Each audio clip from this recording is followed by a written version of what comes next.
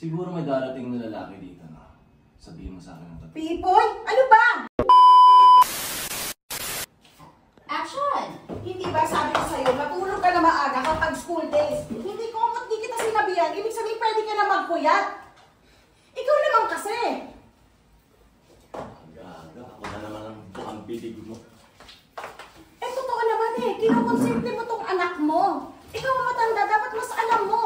O katulad yan, late siya. Ano ba hinahanap mo dyan? Yung assignment ko po.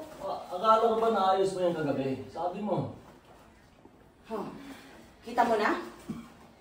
Pati bata naloloko ka. Sige na, bilisan mo na, malilate ka na.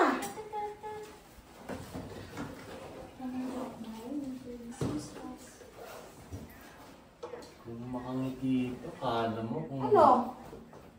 Ikaw, ano na? Nakuha mo na yung notebook mo? Ako na sa bago. O sige na, bilisan mo na, bilisan mo na.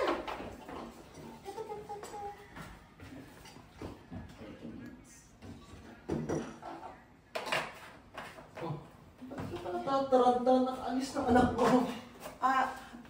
Punta ng eskwelahan. Ito. Oh, Natataranta ka pa rin. tumayo ka na dyan, magbihis ka na. Bayaran mo itong mga to. Kuryente, yung tubig, electric, yung internet. Sige, online ko na yung babayaran. Hindi pwede. Kailangan pumunta ka mismo sa main office kasi due date na yung iba dito. Sige, ito na.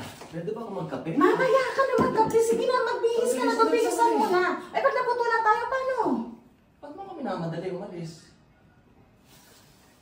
Siguro may darating na lalaki dito na sabihin mo sa akin ang totoo. Pipoy? Ano ba? Gusto ko lang naman kasi Sige na, alis na ako. Madalo lang sumakit ang ulo ko sa kakalitan niyo.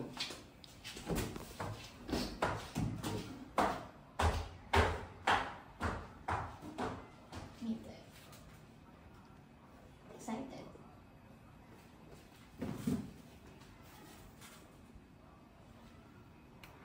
Kilig-kilig. Cut!